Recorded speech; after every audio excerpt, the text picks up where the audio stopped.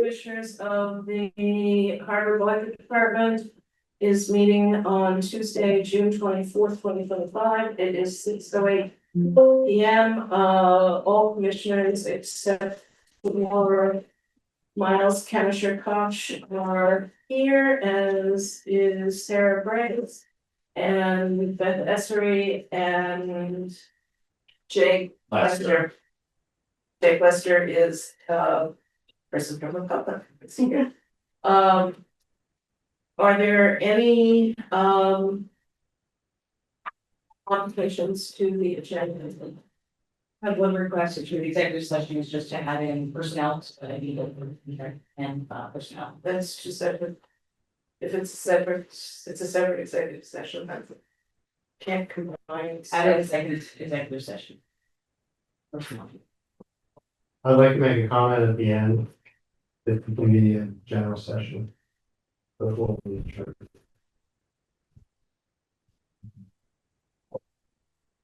Okay, and all right.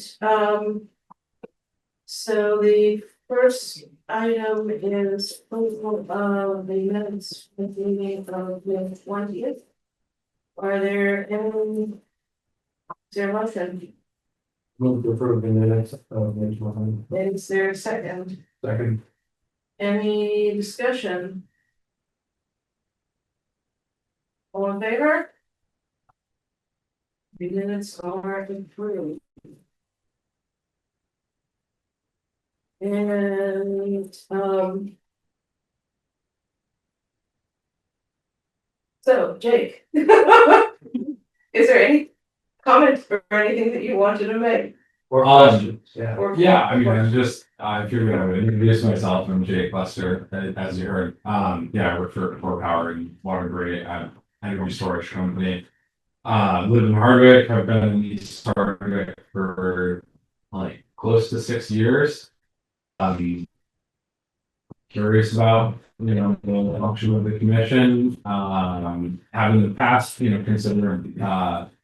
considered applying or submitting a letter of interest to join, but I just want to learn more about the functionalities and the structure and what it would be like. And also, know Roger and Miles, so it's kind of curious to see how much I love those and what you all discussed. And also, I'm curious about the long-term development of Hardwick and with my experience in energy storage now, I know that maybe conversations in the future, generation, all just interesting. So thanks for having me.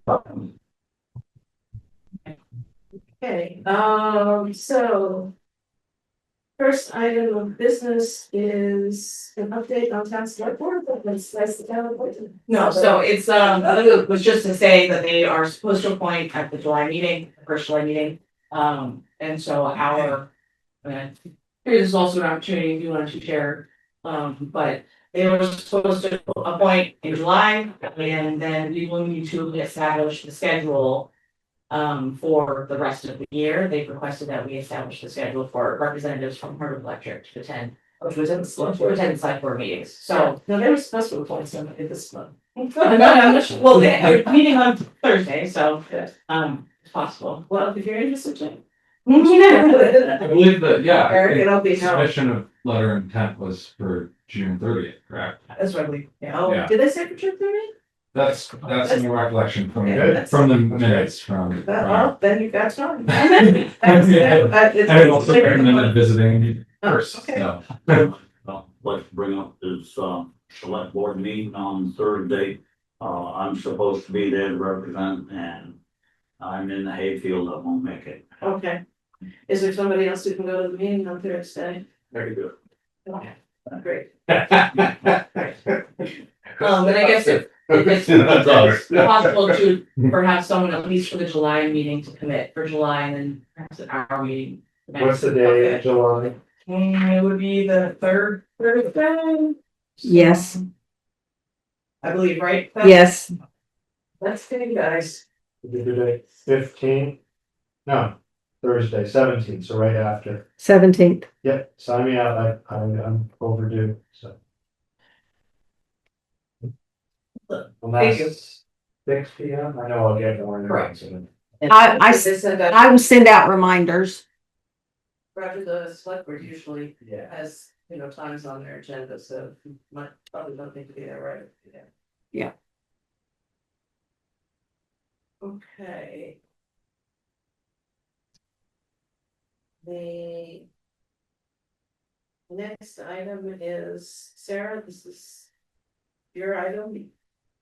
Yes, so I included a memorandum, which I know was a little bit late coming out, but we had discussed over the last few meetings, various updates to policies and procedures and policies that guide internal operating procedures and how to best approach revising some of them that haven't been, re-ratified since the eighties.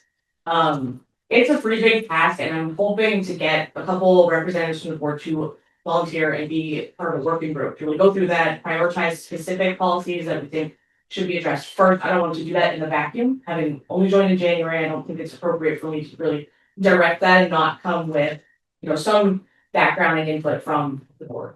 And so I'm hoping there can be some people to volunteer, and establish that working group and then, put in a couple of advisories first to support the Senate first.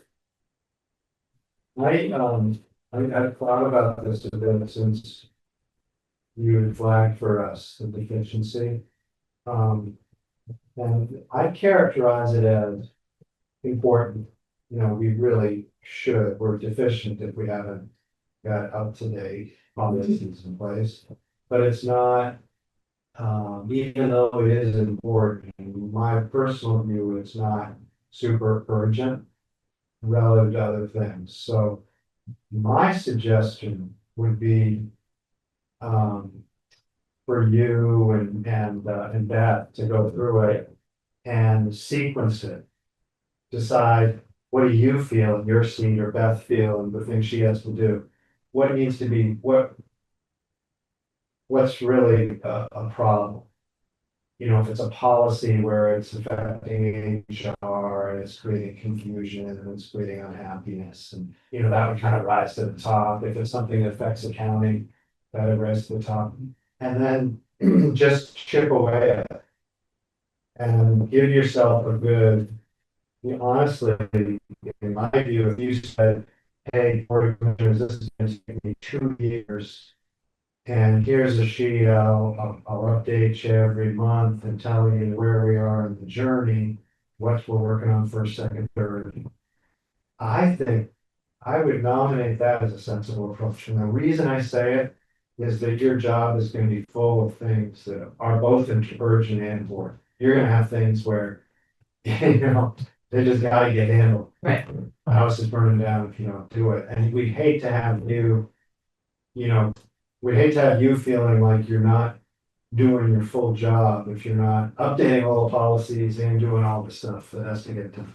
So that my suggestion, if the rest of the commissioners agree, is that we endorse a chip away at a slow go process. I agree with that. I would modify it with one thing. There have been things that have come to the board's attention where we think there does need to be a policy modification. And when that happens, that moves up. And I'm thinking particularly of when customers have projects and we should, this is the last meeting, I think, that we need a policy that people can talk to HED. Yeah.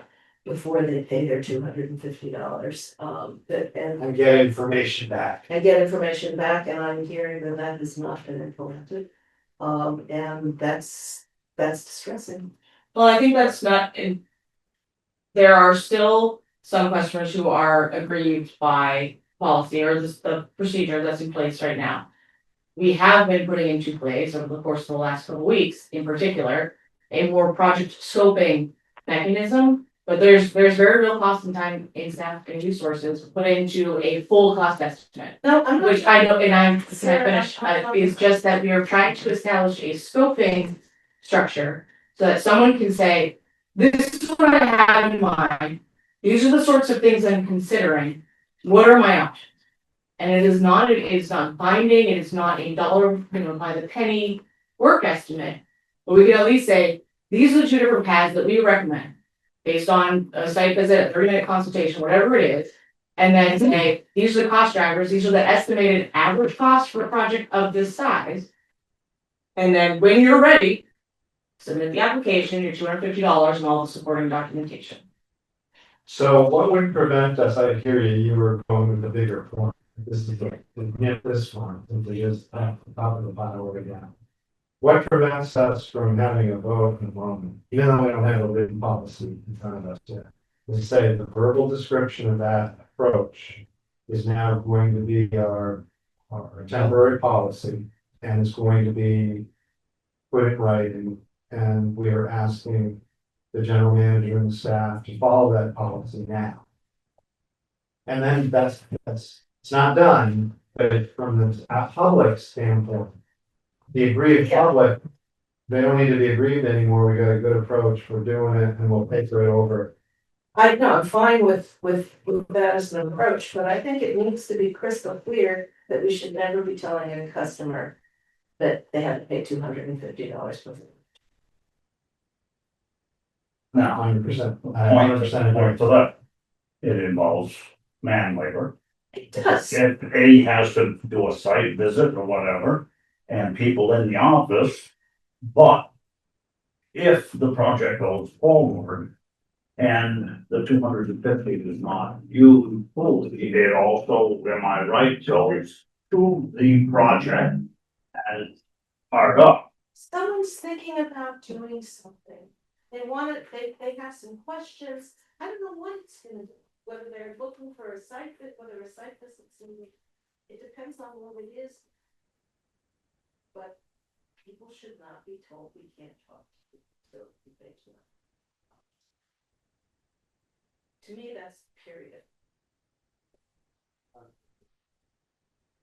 And so why, is it good business for us? No, it's better business for us to charge everywhere we can charge. And so that's, if you're truly looking at the income statement, the better to charge people for you open up.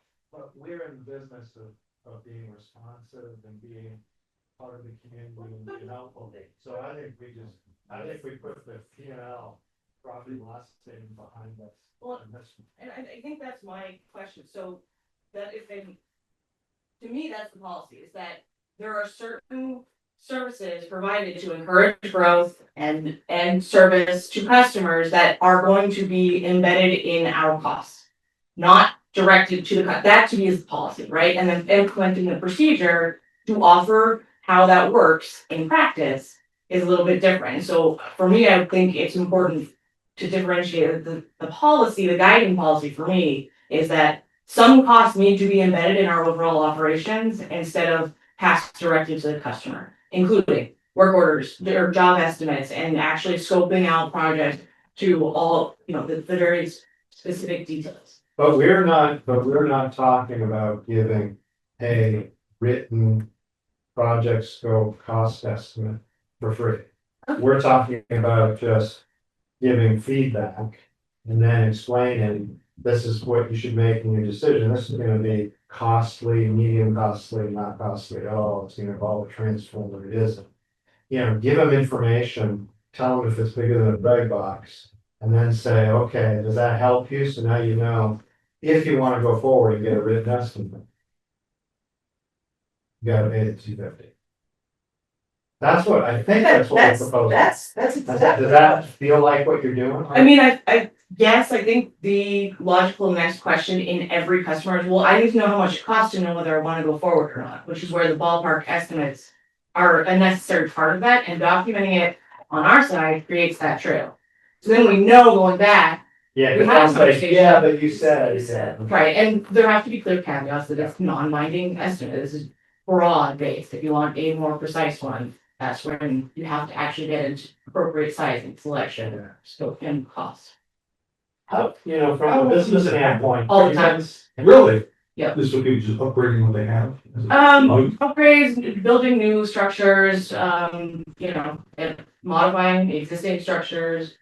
A lot of conversions of old camps are occurring, But I mean, there have to be some standard costs. I mean, it's so much per 100 feet for wire, you need poles so many feet, so I mean, if someone is putting something where there's nothing, that the building is a half a mile from the nearest line, we should be able to have a rough idea of what's involved and the ballpark. Right. And it can be broad estimates, and, you know, it doesn't have to be Broad estimates based on, based on rule of thumbs, It and takes us much time to do this. it depends, it depends on how much time. I think people still get pissed off. People get pissed off, they, Because, yeah. Look. we are the local municipal electric utility. People see this as a public entity, and they should be able to come in and talk to people. And if the response is, well, we can't really tell you anything until you paid us. It's really, again, if it's something that's detailed, then that's the written estimate, but to sit and talk to someone, hear about what their project is. And then to tell them, well, you're gonna need to let us know with more specificity, this, and we'll have to make a site visit. But you talk to them. And rightly or wrongly, that is something. And the binding process, the real binding process. At least I'm thinking that's the point where you do charge them to do that. Absolutely. That you don't hand that over to, you give that hand over to 250. Well, I mean, this original consultation scoping meeting is, we wouldn't have any of the appropriate details to give specifics anyways. And I think there's a lot of upfront work to get those ballpark estimates, and what does it cost per foot if it's overhead, what does it cost per foot if it's underground? But Assuming clean dirt.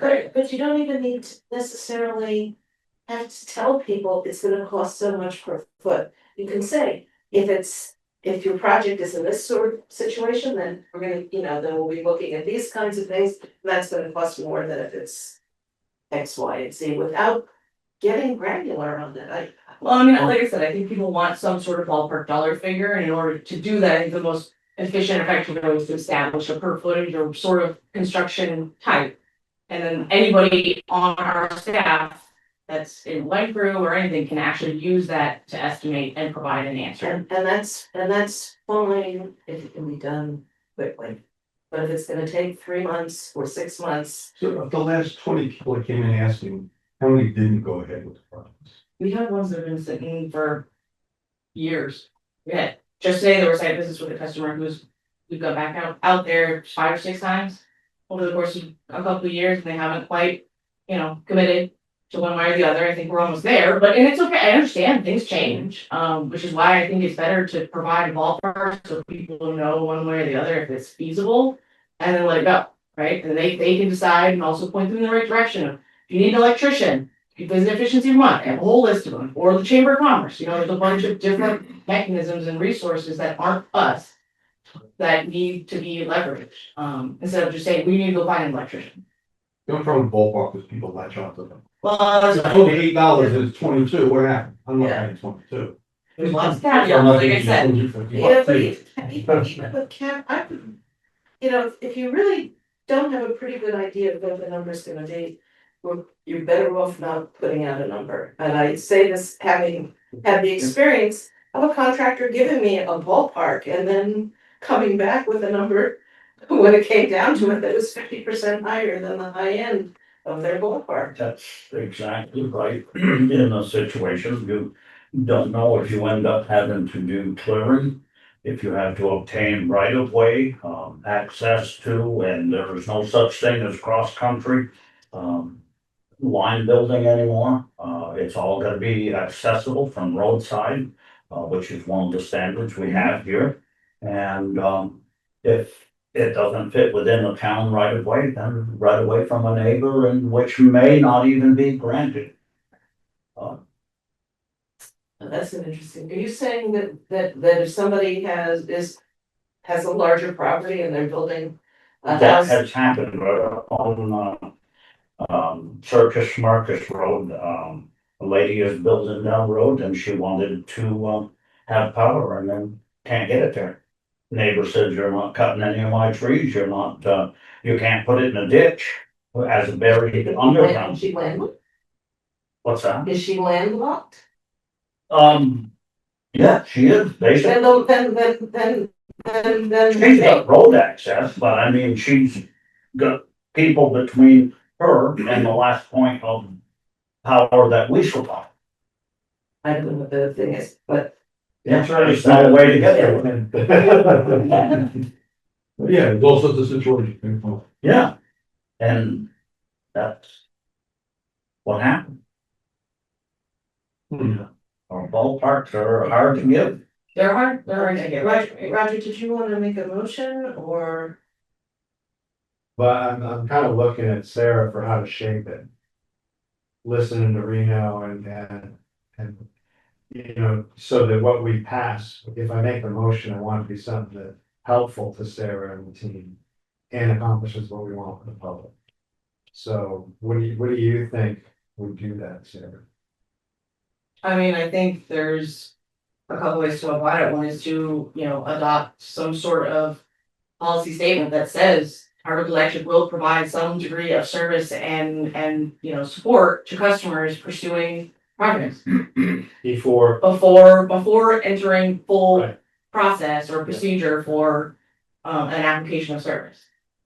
There's some degree of consultation, or that there are, and to make it even more broad, there are some services to be provided Yeah. to customers to guide them in whatever project they're trying to accomplish that is embedded in the So cost. maybe that first service, if someone comes in and say, okay, we'll do one visit.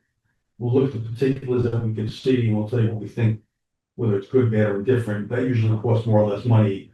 Just to give somebody an idea, it's be really tough going ahead, just let them know, it'll be really simple. And then the next piece is the actual estimate, if they say, okay, based on what you said, I'll do it. Because maybe some sites like that, where you say, you know, it's really expensive. Like I said, I don't wanna do it, I'll go ahead. And some of you, just take off the bell and rest my camp, I'm done. So that should be free, and they come in, they talk to us, we do one visit, and give them a generic feeling of what the project is. The scope, for sure, it's good. I find when I've been pulled into situations, people don't even know the scope. You know, they really don't understand if I'm gonna go from 100 amp service to 200 amp service.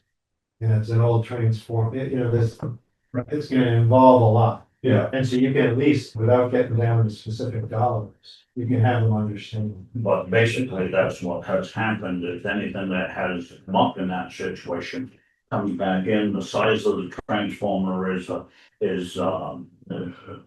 printed out, so the secretary, Karen would sit at her desk and give the whole scope. We need 250 feet of, one triplex to get to the house service, the size of the transformer, and all of that has to be calculated and handed back. So that's what happens. You end up with paperwork on top of a site visit in order to go ahead and give that estimate, which is process now. Because it feels like, examples of common situations would be, people are thinking about electric vehicles. And they live in an old Vermont house. And they kind of know their electric services. Dated, typical Vermont farm, probably is 100 amp. And they're wondering. For 60, and they're just wondering, should I even be thinking about electric vehicle? What's it gonna take? Or eco. Or So much going on. Well, it depends also on the size of the charging system that they want to put in. Yeah, and that's great education, because then we can say, well, your vehicle people are telling you to go for the speedier charge, Right. just recognize that might push you up. Well, it puts you up quite a lot. Yeah. and So that's that your electrician is going to be Yeah, ready to do work Right. that has nothing to do. so with what Washington Electric tries to do, and you can judge whether they do it well or not, but I just give them points for trying. They put a lot on their website about like, when they feel like there's a lot of interest in EVs, they actually have on the website, Q&A, frequently asked questions on electric vehicles and what it might involve for you. So they're kind of leaning in like that. They do their fake newspaper and all that stuff, but we're not gonna do either of those things in a big way, probably. We don't have the resources now, but that's what we're measuring. is being, Well, I mean, I don't, being information friendly. right, exactly, and I think there are ways to do that without stretching resources, I think there are ways to do that. Without getting into the nitty gritty per se, but still delivering some sort of answer, maybe it's ranges. There's a range of this, is what typical construction costs Yeah. would be. You had your tip. There are very specific things that will drive that up or down, or completely go sideways, but it does give us an opportunity to help plan the most reasonable path for the lines to go. Yeah. And also to future proof when we need to, like, should we even be installing 100 amp services at all anymore? When you look at typical loads, is that really the most appropriate approach going forward? But if a customer wants to do that, cause it's cheaper, in a mobile home or a small home, can we deny that? At some No, point, you can- HED established 100 amp You minimum. can at least educate. Well, yeah, Don't get bad and then get an electric vehicle. Yeah. and I've said it time and time, even if you don't have a 200 amp service, I would no longer put in a 100 amp meter socket. You wouldn't have to update it later if you wanted to upgrade, you know, even if you only have a 100 amp service. And that's kind of my point, right? So if you do it right now, and if we establish some bare minimum, which, I mean, at some point, 100 amp service and the wire size was established as bigger and better than what it was before. Are we ready to move to the next thing of that? Because I think 200 amp service is standard in order to have most of So you asked me if I thought I could come up with a. Our cases as well, like, somebody's got a pump house. Mhm. And all they're running is a water pump, as we have some of those in the system. They want 100 amp service for that little pump house. a residential service, I don't think should be any smaller Residential, yes, than 200 amp service. yes, I totally agree with 200 amps, yeah. But there's coming a point, it's gonna be 400 amp. Surprise. Sorry, that was a lot. Okay, so, I would like to make a motion, I move that we, direct Sarah and the management of Hardwick Electric to adopt a new approach to customer requests for information on projects. And that is that before we require a customer to pay the $250 cost of requesting a cost estimate for a project, that we provide them with information related to their project to help them make the decision of whether to proceed and how to proceed. And that we do that with non-binding numbers that are general rules of thumb, rather than specific and binding numbers related to the project. You want to say it includes a site visit? Initial site visit to understand the particulars of the project. And that can include, that can include one site. There's a second. I said, Any further discussion?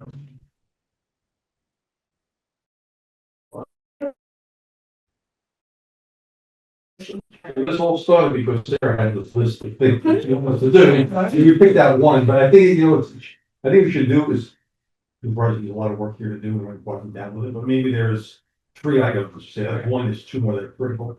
One could be the street clearing thing, you've had issues with. Maybe identify 2 more that we can kick around and come up with better solutions quickly. And then Sarah raised the question about, board members committee and working with her on it. And I think it's fine, I'm not sure. I'm not sure, in my view. There are topics where board collaboration or management is really vital and important. And there's other areas where it feels less so. And it feels like Sarah can come to this, or Sarah and Beth can come to this meeting and say, these are the things we're doing right away, the way policies, these are the ones that come later. And we're chipping away, and here's where we stand. And that gives the board, that informs the board and gives the board an opportunity to say, no, move this one first. I don't know that, I don't know. Yeah. Yeah, I don't know that we should be involved or need to be involved in actual drafting. Yeah, I was really surprised when I saw your request. Yeah. Well, it's not for drafting, it's the underlying principles that guide the drafting. But I think there's some, I think But I think there's, you can come here. I think there's some policies where the board is gonna want more input than others, and I think if you prepare a draft of the policies, I think Roger's suggestion of prioritizing from your vantage point, because you're dealing with it all the time. And then the board can look at it and say, well, we're more concerned about X. Yeah. So move, please move that up. But there may also be things that when you do your draft, or people see, well, these are the policies that are gonna be addressed over the next 6 months.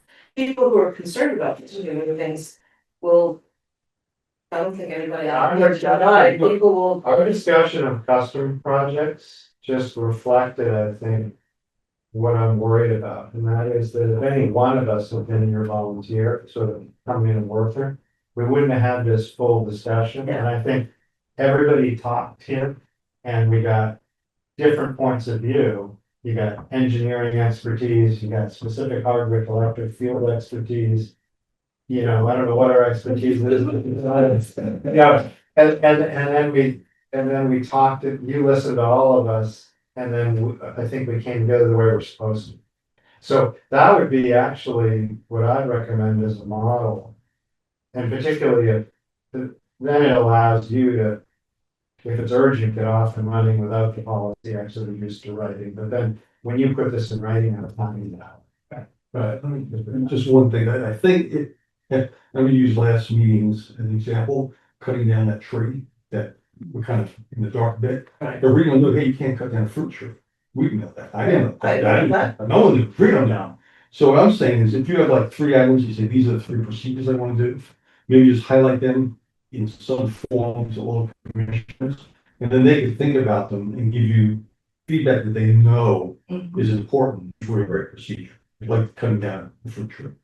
But these meetings are every month, we're not expecting you to, between now and the next meeting, redo 3 policies. Right. So let's do one every meeting, let's chip away. Well, some may be easier than others, but there are some that require, looking back at some of the standards, and by reference, that's where I want to incorporate things, and Yeah. it's just trying to get them ratified and more up to date, and that. Would it be possible, or would it be out of line to get some drawings in this? He has been involved in doing this for, I don't know how many years now. Yeah, I consult with him daily on some of this stuff, and. Yeah, I mean, his expertise is beyond what any of us here have dealt with, and, probably good information. Yes,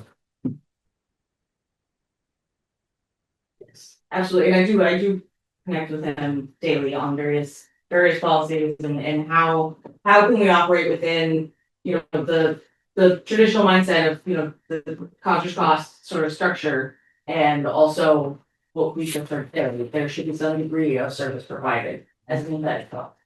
So we're navigating that, trying to make it within reason, because, there are it could be real slick if you're giving a lot of consultation or the same question.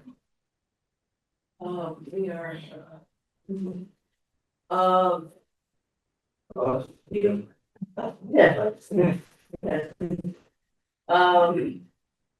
Sarah, you want me to move this line moving? Yes, there was a request. Unlock your iPhone first. One of those spooky moments. But either is fine. I know we had suggested it, last. Yeah. Last month, the VEPSA Board of Directors, strategic retreat is the same day as our scheduled meeting.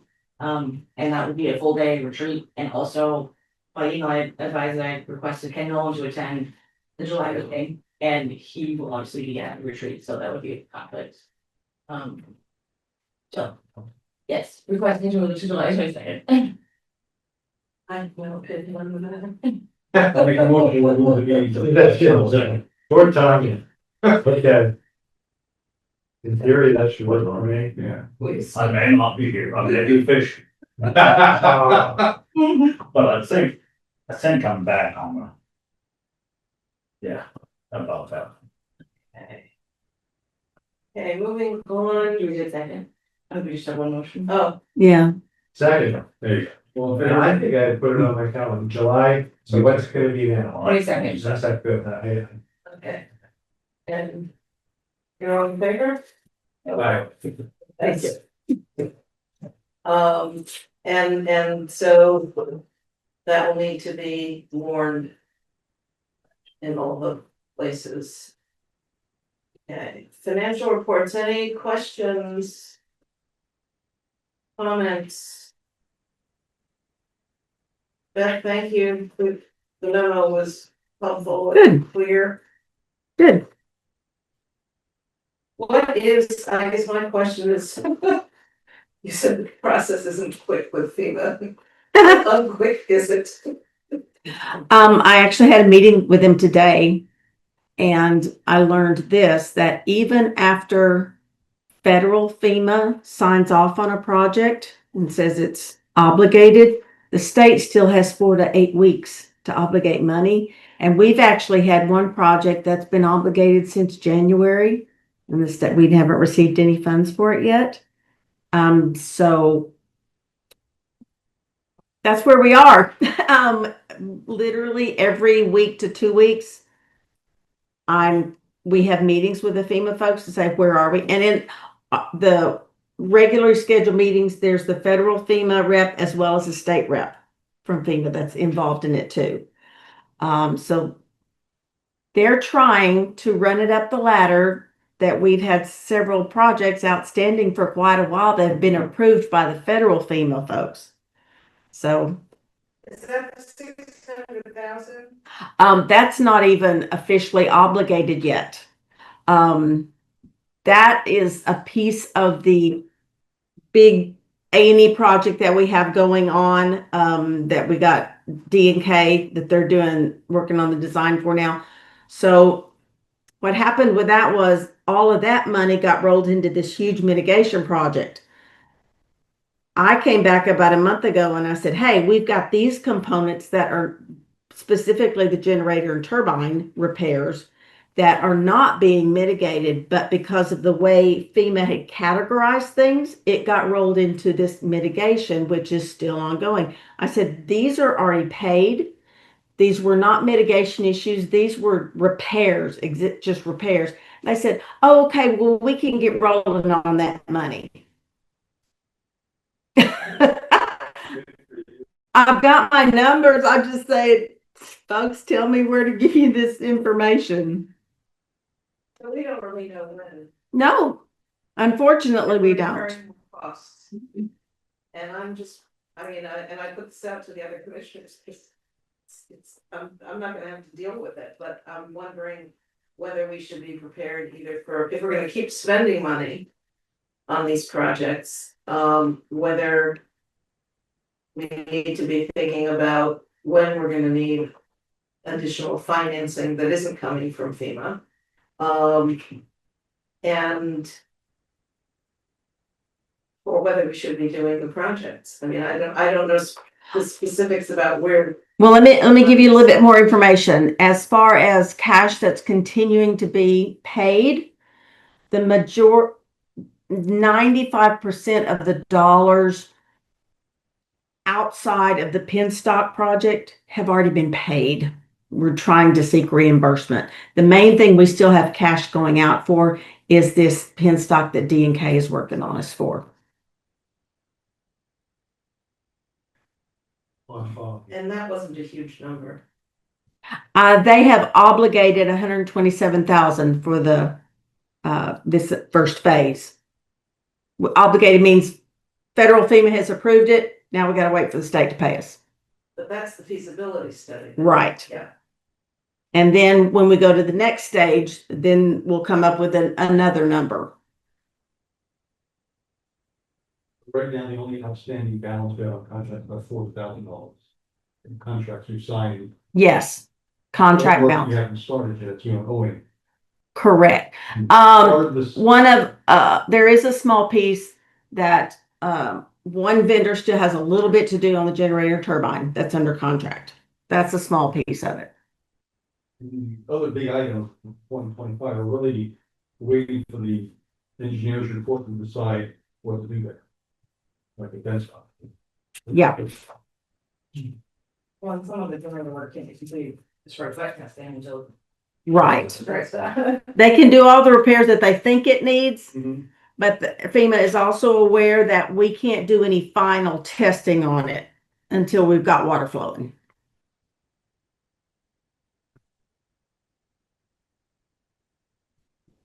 We show this way.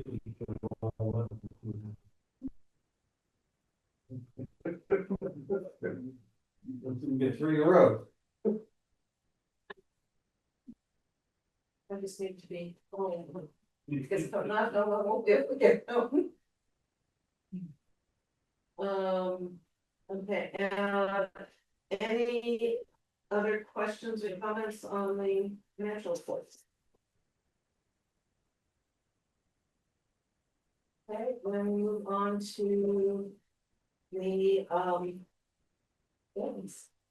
Okay, this is a request that sent me forward to have an overall update of the, all the dams, obviously, the hydro dams we're getting regular updates on, but this is more so of the non-generating dams, the five that are owned and operated, so, just apologize. Beth, can you print out one more copy of the presentation?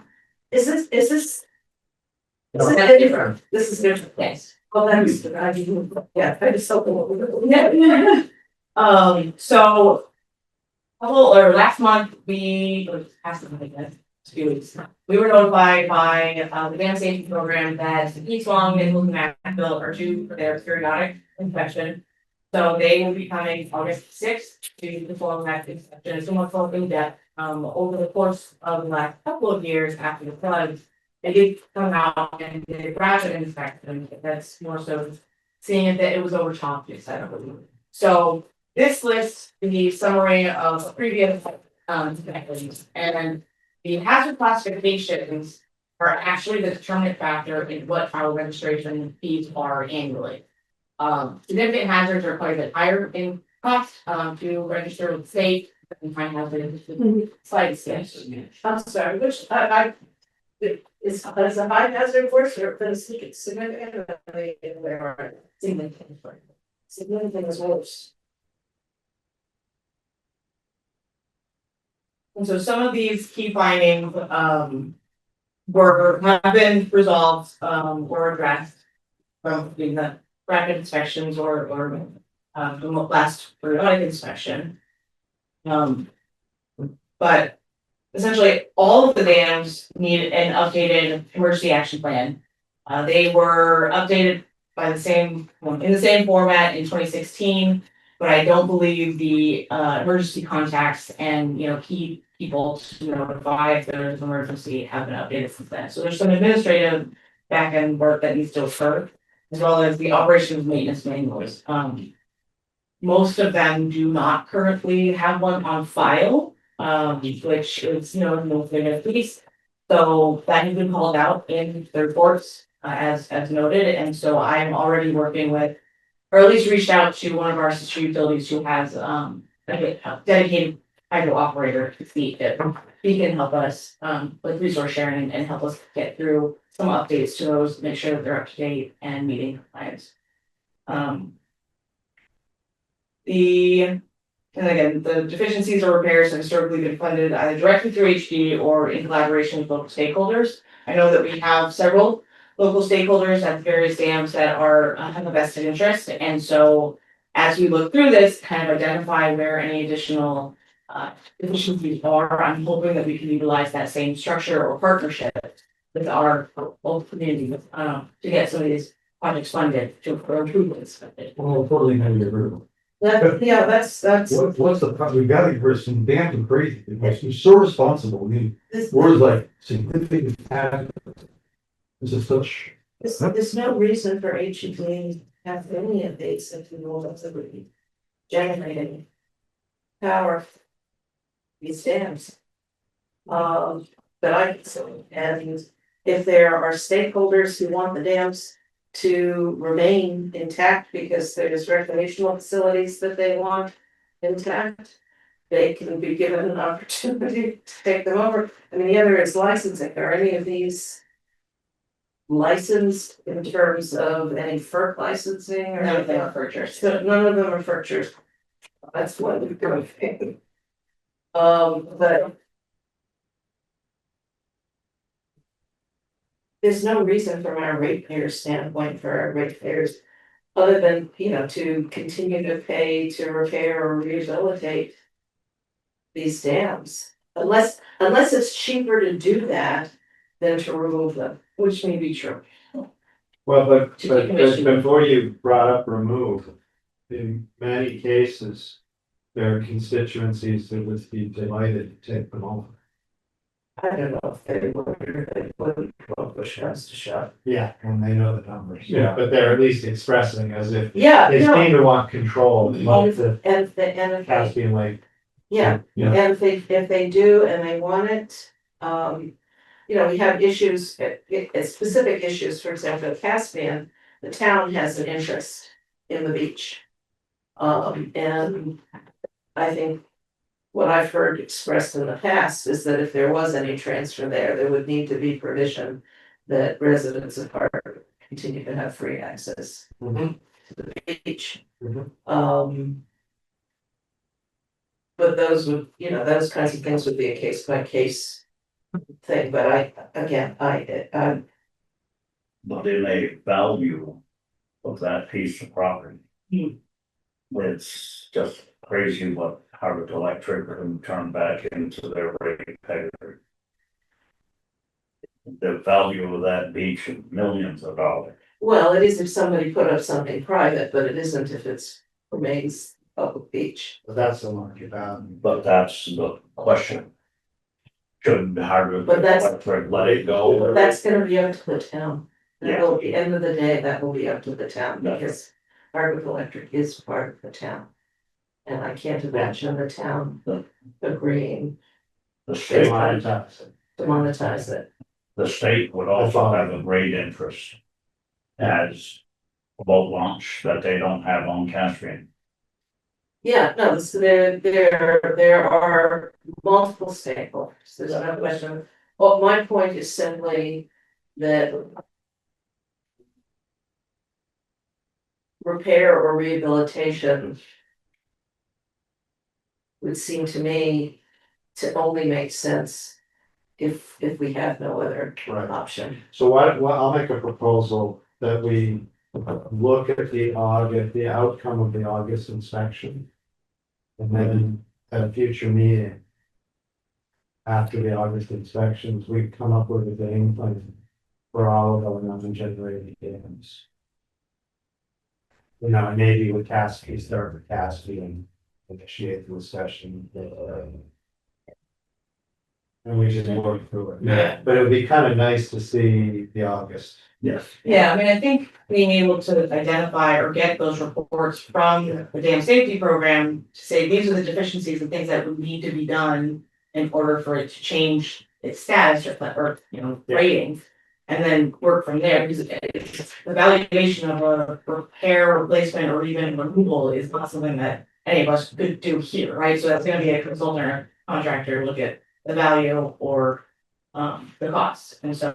But that's what I'm saying, We the just- better Yeah, is get rid of it, Yeah. if somebody else wants it. Yeah. Let it be for them to deal with and hire the consultants and everything else. But how do we value it? We don't have to value it. well, Well, we do that for land, for it's to consider an asset, right? It's an asset, but I don't know, Beth, on the books, I don't, these are fairly depreciated assets, aren't they? So, yeah, I think, well, let's just go, that's part of the process of the transaction, is figuring out at what value. Yeah. And it'll be a good discussion and debate, and I hear you, the town part of the whole. yeah, and I especially on dams Right, that are in right. Hardwick. When should we engage in that? I suggested, let's engage in it after we get the. Conditions of it. Your insurance policy. Sorry? How much you pay for insurance? The damage, Well, and the insurance, I think, may go up. I'm sure, well, everything. I don't know what we pay, do you know? I don't know. I'd have to research it. Yeah, And there are no access issues at Nichols so far this summer?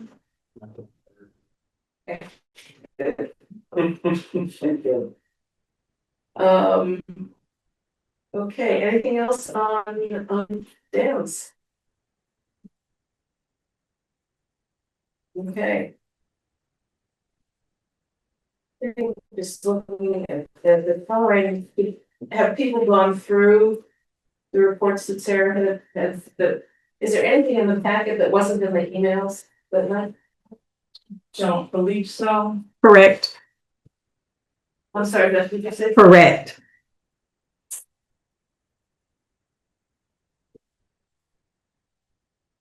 To let you know that the DFA team for the feasibility study are going to be here next week. BHB, before COVID, visited today to do an initial preliminary site visit for the site investigation at the garage warehouse.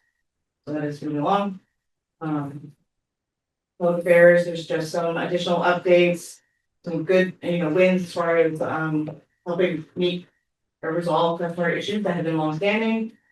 The website, we've been in contact with 3 different potential firms to revise our website based on better usability and customer journey. I anticipate after some of the conversations that we've had that to be able to choose, make a selection for those revisions. And we were planning to transition our phone system this week, but due to some firewall issues, it's gonna be delayed until once. Yeah. The only thing to point out is that there is an ongoing resilience investigation with PUP and Department of Public Service. There are 3 working groups, evaluation working group has already had a meeting, planning is happening next week. And that is something that I was requested to help. I over the rest of them. So I'll be joining that and presenting on various issues that municipal utilities can be facing. Planning and then delivering on those plans, based on the current environment and restrictions of. Yeah, Financing.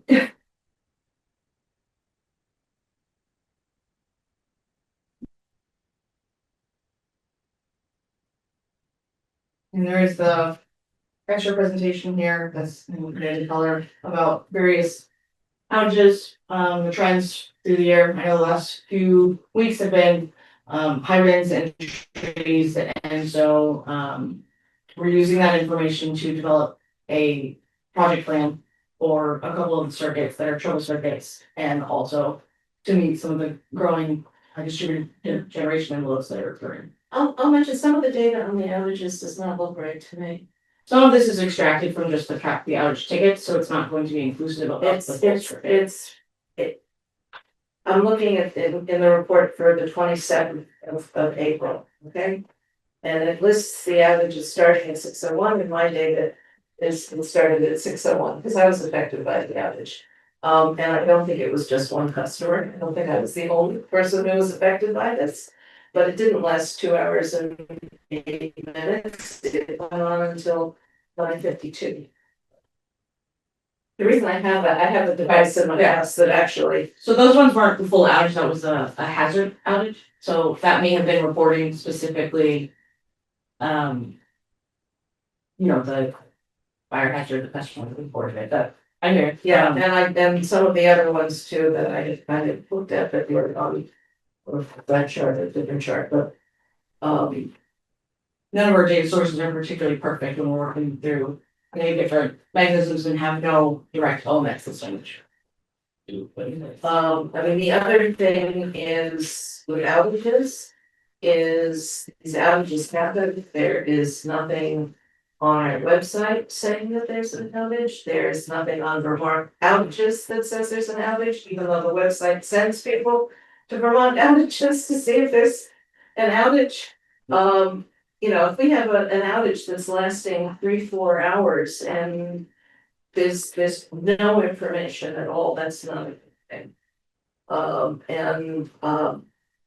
And especially when I see things as surrounding utilities for the same outage are showing up on Vermont outages and saying Hardwick goes out. And I know that's not the case. Well, I think there's an investment in IT and OT infrastructure that's required for it to be so immediate. So to explain the process and probably why the breakdown is occurring, we have our dispatch. Dispatch notifies the on-call. They accept the call. We have no idea how many people are out because dispatch doesn't have access to it shows how many people are on that circuit or exactly where it is. So then they have to actually go and assess it. Then there's an estimate of how many customers are out. They have to restore it. But at that point, I'm not getting anything, and there are most don't training to go into any outage system to report it. And that's not, it's not an excuse, it's just the way it has been done. And also, those other utilities either have a live map because they have AMI, or they have an outage management system, or they have a map that's getting scrubbed by BT outages, and so it's showing through there. Well, we know it's not zero. And when we're showing zero, it may not show, maybe there are 279 customers out and it's only showing 50 being out, but at least it indicates to somebody that there is an outage, that people know about it. So yeah, let's zoom in on that. Is there a way when dispatch calls in the crew and the crew goes out there, is there a way for us at that moment to have somebody on your staff put on the website that we have an outage in this area and it's being worked on? And then when it's done, they remove that. I mean, Without any fancy You need to use a number of people, just the people, yes. yes, I think that it's a pretty disparate process because there's. When the crew who's got dispatched is focused on getting out there to restore it. Yeah. And then you've got, But you're notified, aren't you? now, I wasn't for the first 5 months, but now I'm being notified that a call has been dispatched. As soon as I can, I'll try to get out there and actually, but BT outages for the major events, right? It's not really intended for individual onesie twosies, but I mean, that's the approach that, I would think that that would be Sarah, because the field crew's job is to get the It's to get field there up and take and care running. of it, but that's. Sarah gets informed, she then is looking to the customer base, so she needs to then figure out how to get it onto the website. Yeah, no, I think when you're notified, put it on the website. And when it's clear, take it down on the website. So I'm gonna throw this in. Sierra pretty much manages our Facebook page. She has been putting out some outages on there, but that could be improved as well, putting more of them on there. Because Facebook is instant, our website takes a little maneuvering to get it out there. And how do we get that information to that state? But at least it's on the website, people are looking, will be looking at the website, not every, but the irony is that the website says, go see Vermont outages. Or at least it used to, I don't know. So I changed the banner has been changed to say it no longer says they have no outages because that should have been on there to begin with. It says, to report an outage, if you're experiencing an outage, call this. To see reported outages, go to vtoutages.com. Yeah, well, but if you're not putting stuff there, you can't tell people to go there. Right. To see, It I understand what you're saying. it drives people nuts If we had no message. when they know that there's an outage because they're out. Right. And they know that their neighbors are out. Why don't they call the dispatch? You call dispatch, but you wanna see if it's, if someone's working on it, and let me tell you, sometimes when you call dispatch, it's a process. Sit in a truck and try it. We shouldn't be telling customers to look for information in a place. Is The it difficult to information. put that on the website, to say there's an outage on Wolcott Road?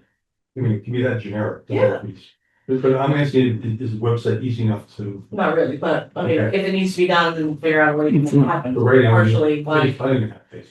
Um, I refuse. Could we get to do that on the weekend? apparently me. Well, Yeah, that's reasonable. Cause she wants to know, she needs to know and wants to know if the crew's being dispatched. And she should want her customers to know that there's an outage in cruise and dispatch.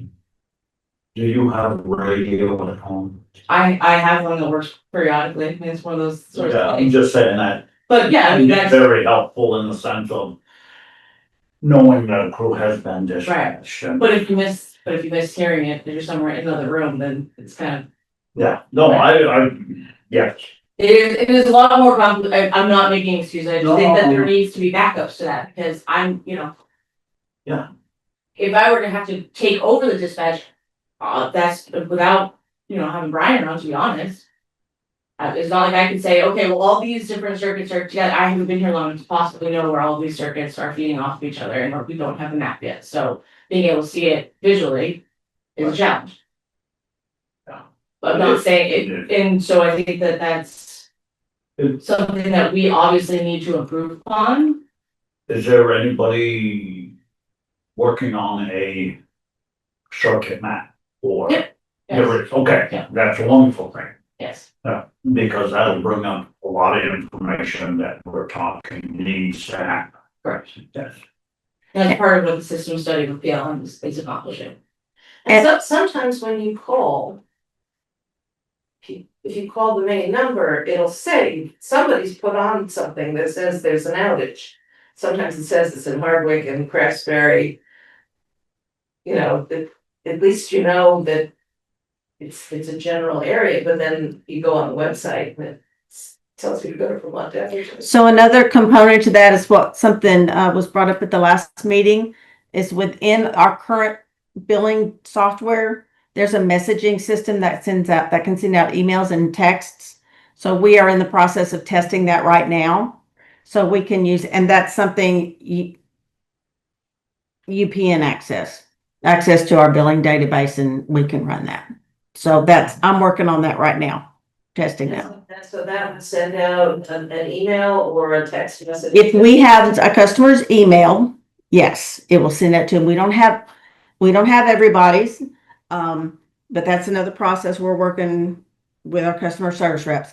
And then if we have, the texting is a little bit different because the FCC got involved in this several years ago and more or less said, you know, if people don't want to text, they need to be able to opt out. So that's something we have to initiate with the customers to say, okay, we're going to start doing this. Do you want to opt in? And once they say they want to opt in, then they will start receiving the messages. Most, on text messages, I get text messages all the time that I didn't ask for, and then it says, there's always a thing that says type S or stop or whatever. Yeah. I don't wanna get them. And that must satisfy the FCC. It does. It does. So emails we can do, those are easy. We send them out. It's the text messaging that the customer has to send us a message back to say, yes, I want to receive these. If we send to everybody that was an outage, send out 4,000 text messages or.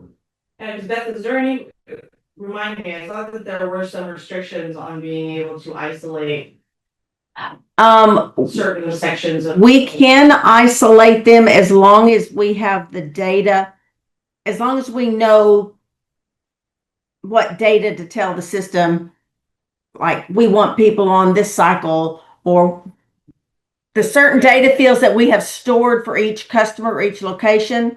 As long as that data is in here, we can isolate it. Or our recording will have to include like the billing cycle to figure out exactly who to notify. That's terrific. It's sort of the world we're in. The town system is working pretty well now. Town of Hardwick, email system and text. You have to sign up for it. Oh, okay, Go to the town website. You can sign yeah, up. okay, I just need to do that, but I get stuff from the state. You know, for alerts. And you can sign up by county. So. Or maybe by county. So are you okay, Sarah, on the specifics? We just got through the specifics, like if we're not giving the information on outages to the state, we need to remove from the website that they should go to the state. And then we're endeavoring to have some way of getting on the website up to date. And then these other messages, I think, better than that. Because then it's programmed, get people. Yeah, and I think we need to firm up in general our emergency procedures and notifications, because most of the time there's not a whole lot that can be received from the field real time, because they're in the field real time trying to restore the power. So there, I think we need to establish the appropriate ways and timeframes in which if I'm the one who's doing the updates, can actually update customers with meaningful information instead of just. And I think a reasonable expectation for all of us is that, when there's an outage that's caused a crew to be dispatched, he was the one who did that. So they when he knows too, that's sort of the minimum level of information. And so it's not fine detail like, oh, we just got 2 more customers off, but we got this part of it, or we're halfway done. It's more, we got an outage. The outage has been resolved. Yeah, no, I don't think everybody's gonna get an individual thing. I will say that you call in and you ask for a fallback. Never, When your power's been I restored. never got one. I was saying, a lot of times I don't get a call at all. No. I got one call like a day after the power she's restored, something like that. It was, Bring that to CRC. Initially when we were doing stuff with them, they would call back. And they would even say, you sure you want to call back? Cause we don't know what. And one time I got a call back at 3 o'clock in the morning, but that's okay. I mean, I wanted it, so, but they're not, it's been very haphazard. So that's something. Anything else on general manager? Okay, has Scott joined?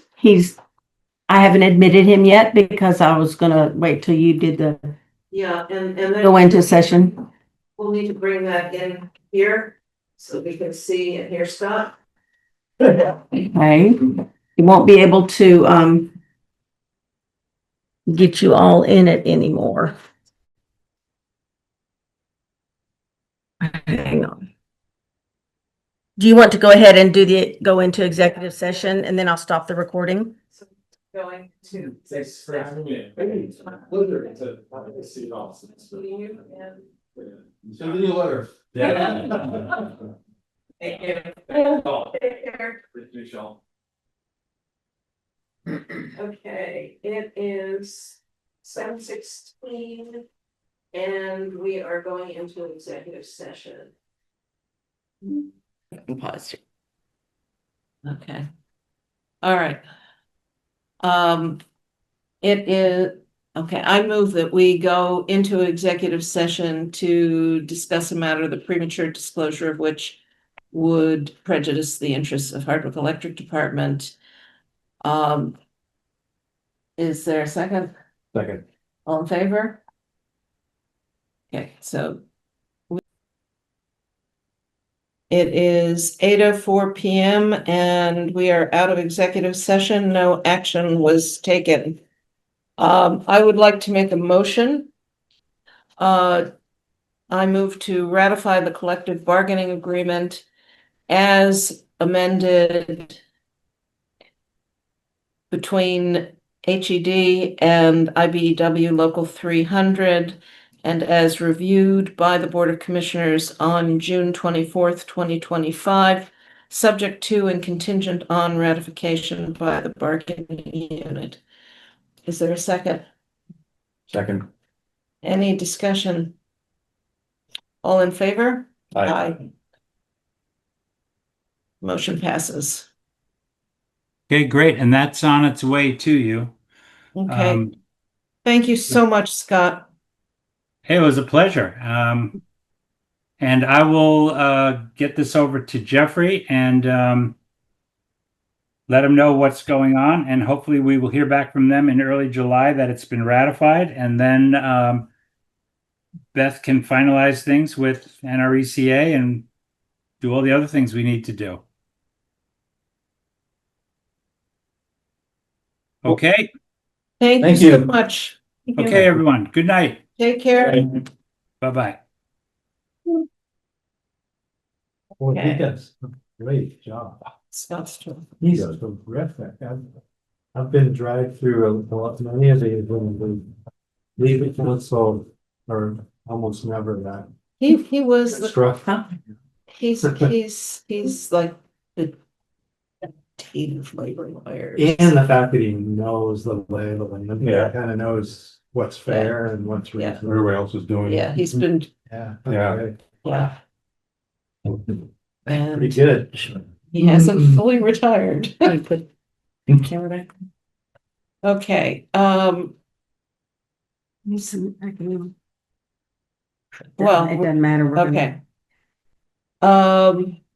I would like to move that we go into executive session to discuss a confidential personnel matter. Is there a second? Second, It is 8:06 and we're in. It is 8:27. No action was taken. Roger, you wanted to bring something up? Oh, I did. Maybe this will be the final matter, but this is gonna be Lynn's last meeting as chair. As And commissioner. as a commissioner and as chair, and I wanted to, for myself, and I hope I'll express what all the commissioners and feel, but also other people, that Lynn has carried a huge weight for us, and we really appreciate it. And one thing that you know, every one of us knows is that Lynn, every minute she's been in the seat has really cared, and she expresses her caring by working hard, by working a lot, and by watching all the details. And she's embarrassed. I've been embarrassed at times. When we've been doing budgeting, when of all of us, should be able to catch things in a budgeting process, and she'll catch them. And I think, son of a gun, I should have put that. When the legal reviews, I never once thought I should have. She's catching things that definitely nobody else was gonna catch, but it's because she really cares and has a high standard, and I really appreciate it. I Well, think everybody, yeah, everybody. the intensity is amazing, Thank you. well, really amazing. it's been a pleasure working with And I- everyone, but it is. There are others in the past. Well, I'm Names. talking All right. current board and the current management.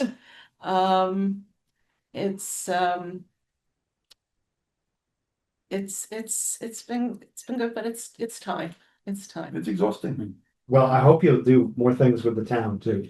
Keep volunteer yourself. Find something. It may not be that sounds consuming. possible. Yeah.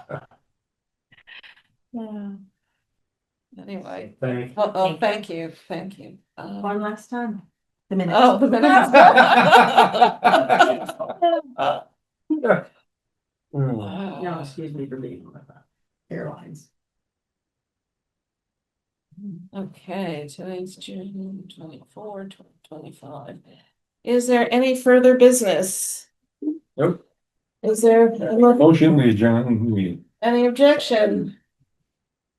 Or a second? Any objection? Hearing none, we are adjourned Last time at you have to do that. 8:30. Wow. Yes. Thank you, guys. Good luck.